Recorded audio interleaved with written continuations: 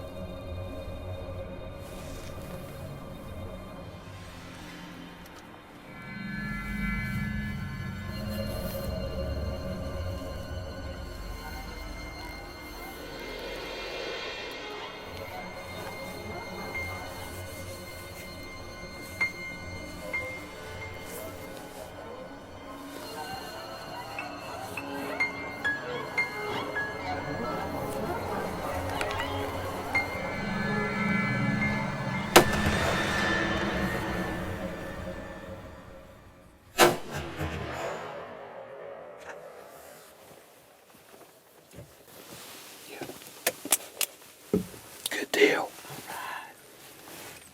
Thank you, buddy. That's awesome. All right. Whenever I turned around to get on the deer, I almost had to twist completely backwards, but my rifle was sitting in the elbow of my arm, not the shoulder. I could barely get to where I could see out the stock. I had it cranked up all the way. I was trying to crank it down, and I thought I was cranking it down, and I cranked it all the way up. So, and that's 24 power. So, his shoulder was like filling the whole view. If I missed, I need shot.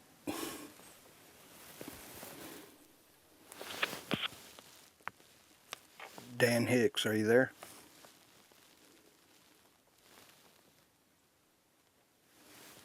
Hey, Dano. Yeah. Hopefully, Hopefully I've got a spike down. Who is this? This is Shane. Okay. Where you at, man?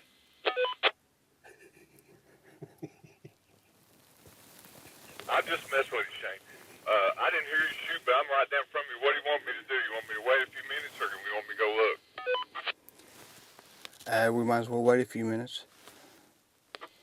All right. Was it over at the edge of the woods? It was to the far left. Is it coming downhill from where I put that, put your rope? Negative. It's coming from the direction of the road. That's 10-4. Oh, well, we're right up above that. We just saw about 30 turkeys come into the field, and they got up in a tree and then flew across the river. Cool deal. Talk to you here in a few. All right, man, we're on standby here on the road. Tell us when to come in and check.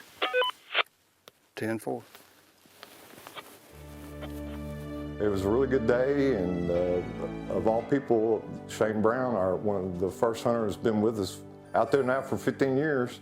And we figured not too long ago he's harvested at least 15 deer out there, and 2 to 3 coyotes. I know at least 2 coyotes, maybe 3 coyotes that he's gotten out there. So Shane's a prolific hunter for a man that's spent a lot of time in a wheelchair over the last 20 years. He knows how to hunt deer, and it just proves you don't have to have 2 legs to get it done.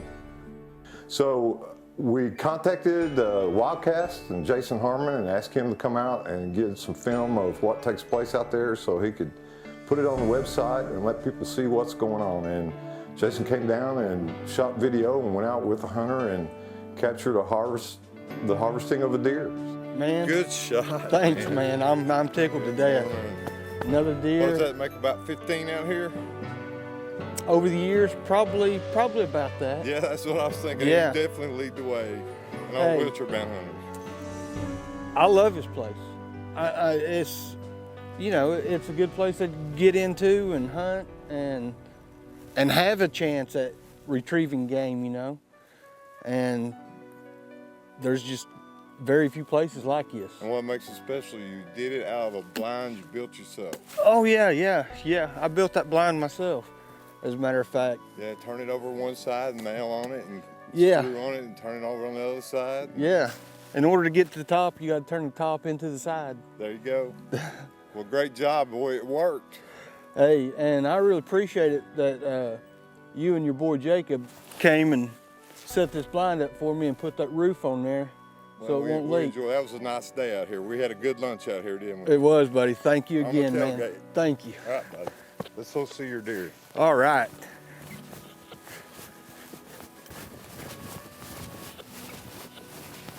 Heck yeah, buddy. Done good. Done well, my man.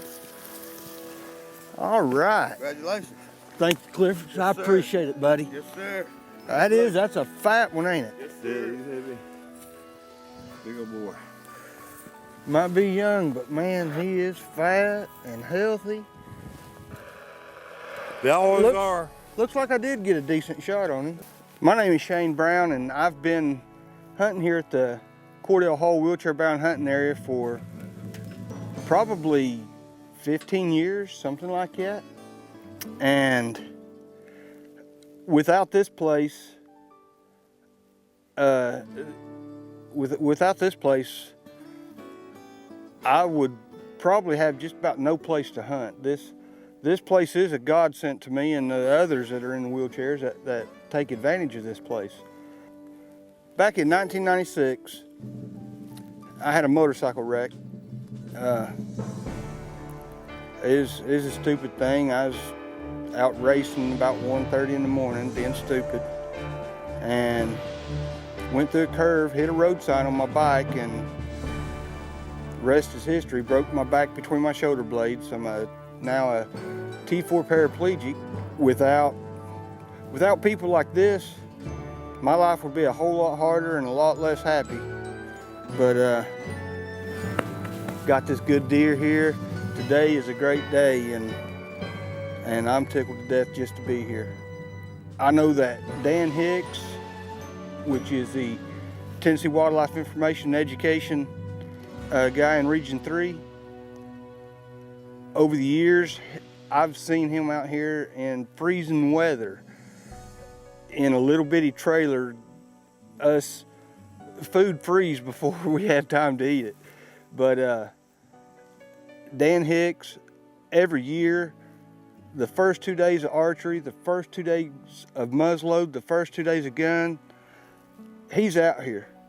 He's out here making sure that the hunts go great, that smooth, without fail. And Gary Black, he's been great at keeping the food plots up. Gary Black is the Cordell Hull manager. He really works hard at keeping this place up, keeping so the deer will stay here and the other wildlife is here, so they'll all stay fat and healthy like this deer. But without TWRA and its employees, my hunting would have ended years ago. Really would have. These wheelchair-bound hunts are listed in the hunting guide under Cordell Hull Wildlife Management Area. But if you have any special needs or want to become involved next year on the hunts, we'd love to hear from you in advance so we can make sure we have whatever special needs you might need or enough volunteers on hand. But simply calling the Region 3 office and leaving a message for myself or talk to my secretary, Sandra Gilmore, and we'll get back to you on whatever your needs are and make sure that those are taken care of prior to the hunt. Also, one of the things that the wheelchair-bound hunters have told us repeatedly is they enjoy the camaraderie that's available there, where they can sit around a campfire with people with similar interests and similar disabilities. And we cook a meal for them on Saturday night, and it's been a real good thing for exchange of information with those guys, and for the volunteers to get to know what it's like to be in a wheelchair. And it's really a rewarding experience for everybody involved.